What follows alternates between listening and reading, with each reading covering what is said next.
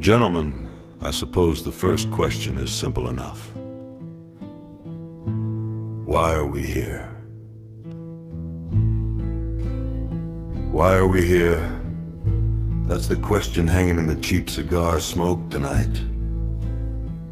Welcome back to the Midnight Dial, listeners. I'm your Night Philosopher, broadcasting live from the back room of nowhere. And I got a front row seat to the strangest game in town. The table is set green felt stained with bourbon and old, stubborn regrets. Sitting across from me, a hell of a foursome.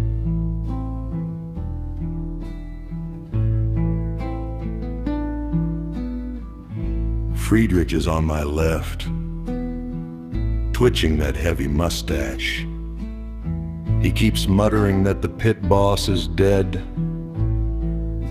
but he's still betting his soul on the river, trying to will a winning hand into existence. He stares into the abyss of his cards, and the cards stare back.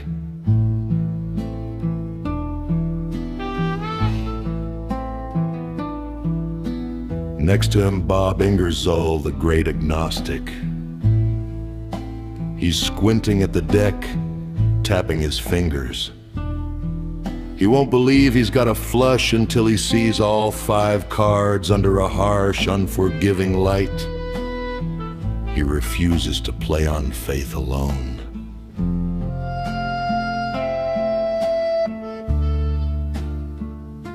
Then there's Tom Sowell, quietly adjusting his glasses. He's not complaining about a bad beat or a stacked deck. He just looks at the pot, looks at the odds, and says there are no solutions tonight. Gentlemen, only trade-offs.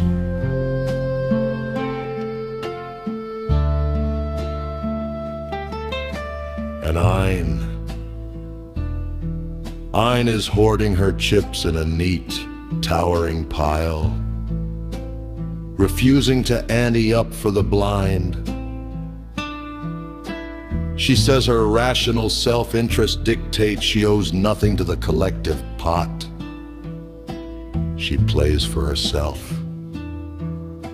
cold and objective in the dim light. And standing behind them all, tall, quiet, wearing a dusty velvet vest, Death.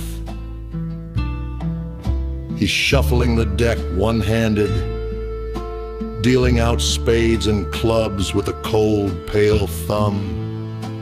He doesn't speak, he doesn't smile, he just deals. Nobody knows the rules to this game. Is it 5-card draw? A twisted Chicago stud? It doesn't matter. Everyone's pretending they read the rule book. Friedrich bluffs with nothing but a pair of 2s and a superiority complex. Ein raises, claiming the pot belongs only to the prime mover. Bob demands empirical evidence of the wild cards, and Tom just calculates the grim, inevitable margins. Why are we here? Maybe just to see who blinks first when the Reaper finally calls the bet.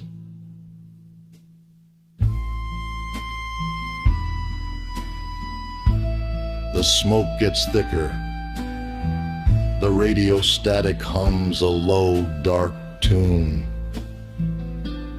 Keep your cards close to your chest. Night owls. The dealer is waiting.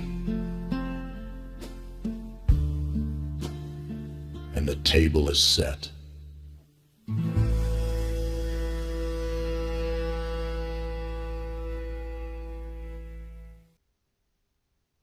The deck is shuffled fate, the void deals every hand. I bet my will to power on the chaos of this land. Amor fati, my friends, I love this eternal recurrence. I'll play this hand again without a shred of deterrence. You see a gamble, a chance, a weakling's pitiful plea. I see the sovereign self transcending all morality. Transvalue the chips, a new value for the blind. This game is not for the herd, it's for the overman's mind. So I raise the stakes, and crush this pathetic nihilism with every move I make. Some men pray to Providence and hope for divine grace to guide their shaky hands and put a winning smile upon their face. But I trust in natural law, the honest, steady odds, not the fickle whims of superstition's paper gods. So deal the cards, my friends, let reason be the king, and let the great agnostic show you how a free thinker wins the pot and everything. Cards don't care about your gut feeling, just probabilities calmly revealing. Some folks chase a visionary dream, ignoring how the static variables stream. There are no solutions, only trade-offs here. Every choice's consequences crystal clear. These short-run gains along the margins can't change the long-run outcomes. Pardon? Causation isn't faith or just desire. It's simply setting incentives on their fire.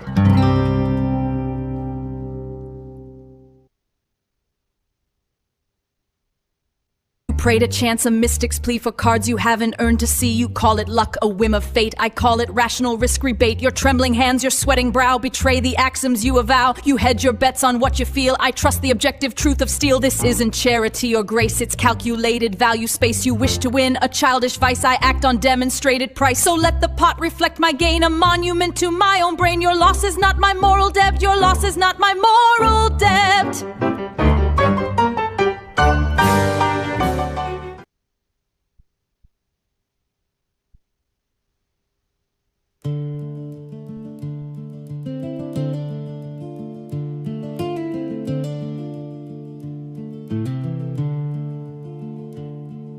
The emperor and beggar man, they share the same cold bed.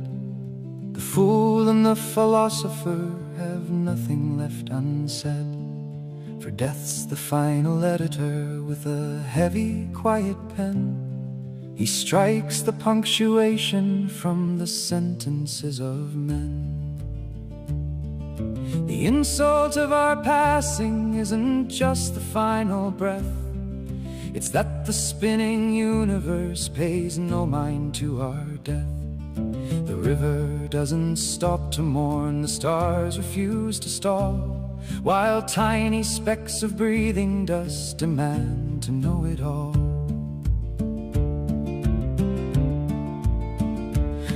We shout into the canyon, asking heaven to explain why temporary matter has to bear such heavy pain.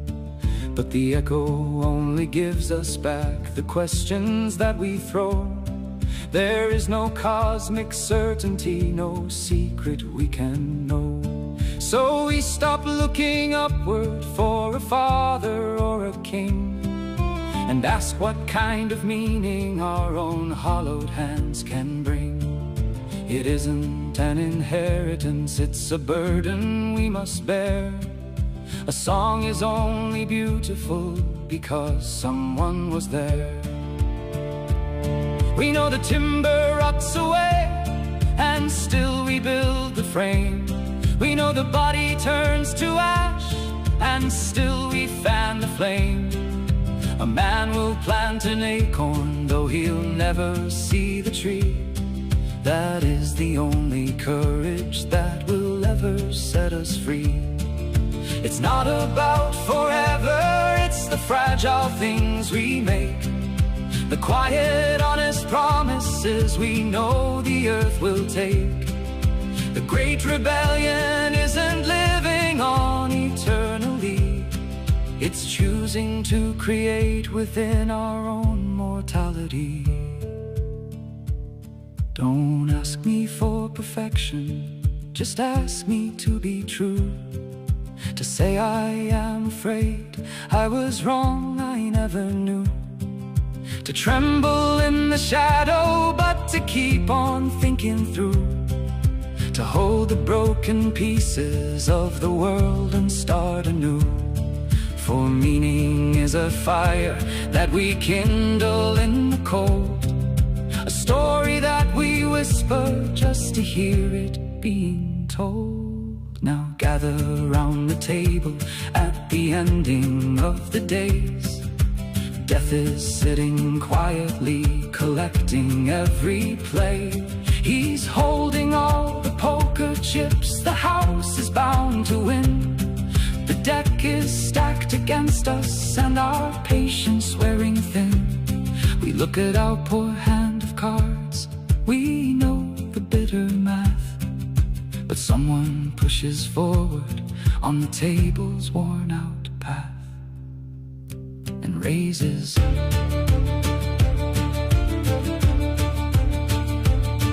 There's something so magnificent in knowing you will lose, and looking at the darkness and deciding what to choose.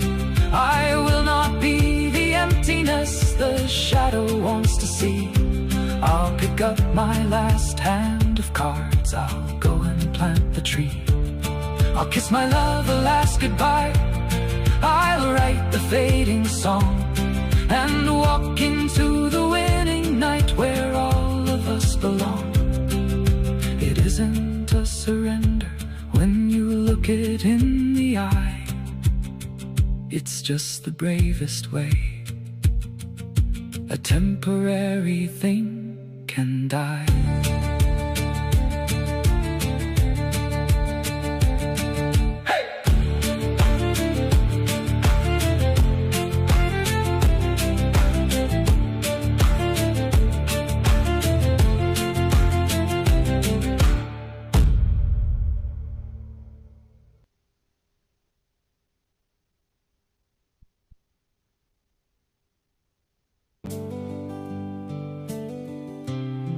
Freedom is exhausting.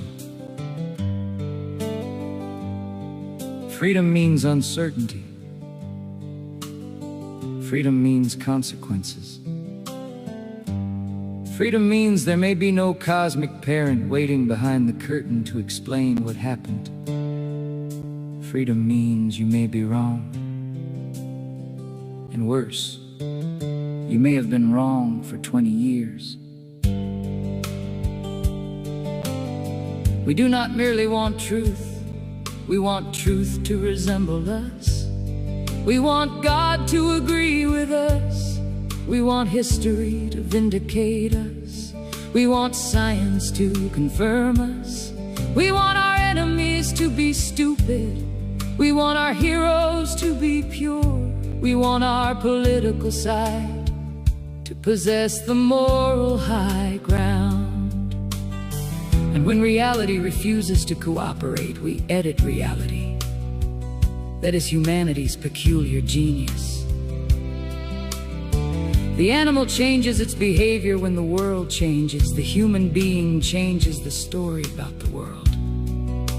Then he defends the story as though his life depends upon it. Sometimes it does. Because people rarely defend ideas merely because they are true. They defend ideas because they have built identities upon them. Attack the belief, and the believer experiences the attack as an assault upon his existence. Thus, the strange spectacle of civilization. Millions of people defending propositions they could not explain, against people they have never met, for reasons they inherited from people who are dead. And everybody calls this thinking. The crowd has always hated the individual who says no, not because no is necessarily wrong, but because no is contagious. One person refuses to kneel, another notices, then another. Soon the throne discovers that it was never held up by divine power. It was held up by people agreeing to pretend. The crowd therefore demands conformity. It calls conformity compassion. It calls dissent hatred. It calls independence selfishness. It calls obedience virtue. But the independent mind must sometimes be cruel to the comfortable eye. Not cruel to people, cruel to lies. A lie does not deserve mercy simply because someone has grown emotionally attached to it. Then comes death, the final editor, the great equalizer. The philosopher and the fool eventually meet the same silence. The emperor and the beggar eventually become equally unavailable. The beautiful body decays. The brilliant mind stops. The fortune becomes somebody else's problem. The house changes hands. The photograph yellows. The name disappears from the mailbox. And eventually, there comes a generation that does not know you existed. This is the insult, not merely that we die, but that the universe appears perfectly capable of continuing without our permission. The stars will not stop, the rivers will not mourn, the sun will rise without consulting our obituary. And yet, here we are, tiny pieces of temporary matter, furiously demanding that existence explain itself. Perhaps it will not. Perhaps there is no final answer. Perhaps there is no cosmic accountant keeping track of our victories and failures. Perhaps existence simply is. If that is true, then the question changes. We stop asking, who will give my life meaning? And begin asking, what meaning am I capable of creating? This is where the weak mind becomes terrified. If there is no predetermined meaning, it cries, then nothing matters.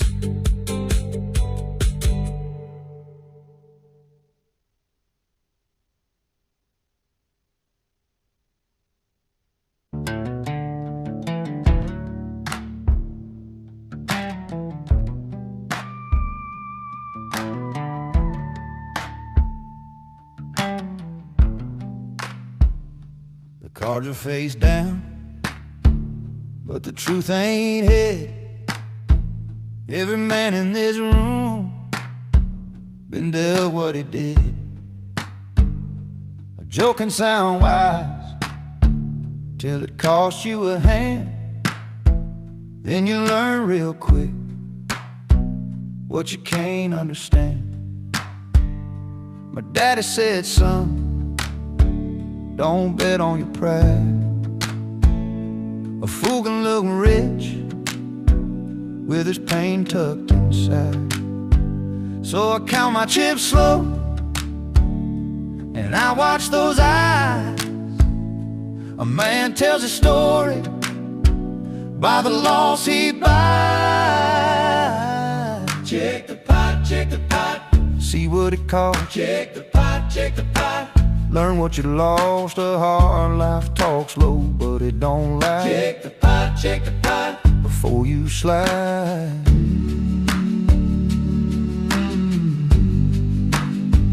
One man plays loud like he's already won. One man sits still like a nail in a gun. I seen good intentions go broke in a night, and bad little habits wear a Sunday suit tight. The king ain't a king if he can't fold clean. The finest of plans can go mean on the green. So I keep my own face like a winter pond, as a church lot after the songs are gone. Check the pot, see what it costs. Check the pot, Learn what you lost. A hard life talks low, but it don't lie. Check the pot before you slide in.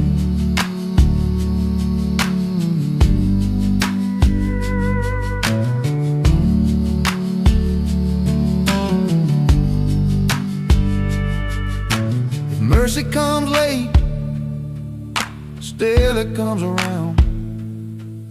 If a man spends all, he can lose solid ground. And I don't trust luck with a soul in its hand. I trust the slow burn of a working man. Check the pot, see what it costs. Check the pot, learn what you lost. A hard life talks low, but it don't lie. Check the pot before you slide.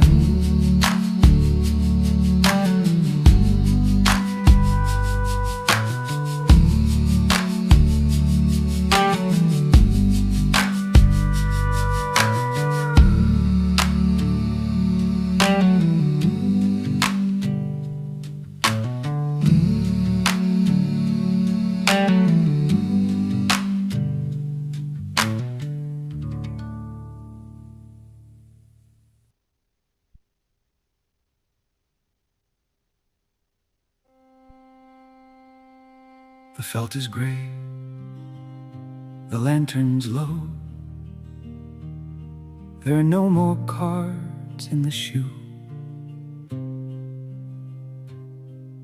Just me and him at the edge of the dark. I look back at the hands we played, the shouting, the sweat, the times I thought I was king of the world, the times I lost it all. It was all just passing time, temporary chips on a temporary board. Every argument, every victory, every defeat, just dust settling on the wood. He sits across from me, quiet, still. He isn't a monster, he isn't the enemy. He's just the only one who never leaves the table. He finally speaks, a voice like dry leaves. It is time, he says. No malice, no pride. He reaches out, gathers the last of the clay. He always held them anyway, every single one. He didn't have to sweat the river, he didn't have to pretend, he didn't have to raise the stakes, he just had to wait for the end. I lay my cards down, face up. The room goes cold. Death never had to bluff.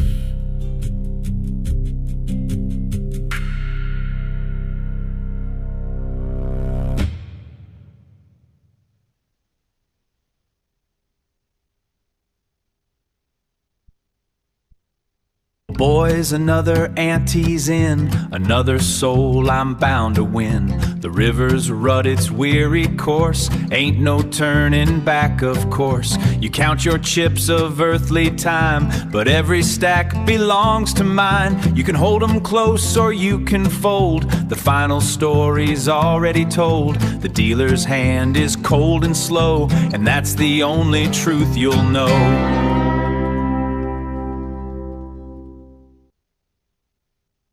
Cards are down. The game is over. The questions remain. And perhaps that's all a human being was ever really given. Not answers, questions, not certainty. A little courage, not eternity. Tonight. So take your cards. Look at the man across the table. Tell him the truth. And when death comes asking for the chips, don't be ashamed that you played. Be ashamed only if you never had the courage to play at all.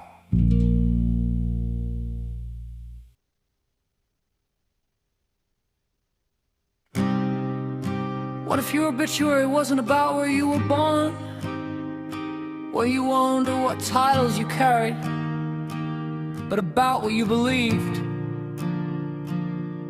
This is my philosophical obituary, a final declaration built around the ideas that shape the way I see freedom, responsibility, truth, and the individual. Nietzsche taught me to question the herd and challenge inherent morality. Robert Ingersoll taught me that doubt is not weakness, that reason should never fear a question, and that kindness doesn't require the threat of hell. Thomas so well taught me that intentions are not results, that every choice carries consequences, and that reality doesn't care what we wish were true. And Rand's philosopher reinforced a radical idea: an individual's life belongs to that individual. But the central idea is simpler than all of them: freedom!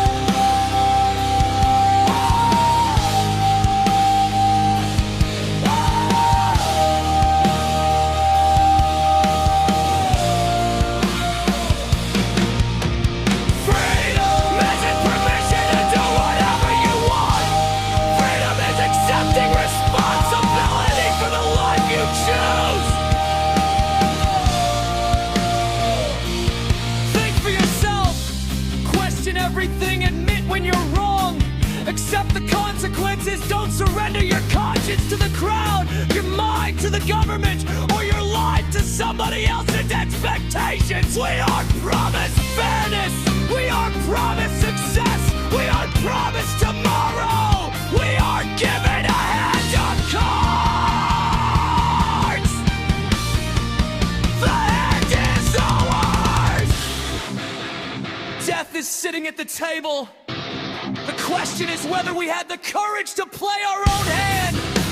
This isn't a political obituary. It's a philosophical one. It's about individual play our own hand. It's about individual freedom, personal responsibility, skepticism, reason, human dignity. And the stubborn reveals and kneel simply because everyone else is kneeling. Think freely, speak honestly, live deliberately. And when the final card is dealt, let it be said, he did not surrender his mind.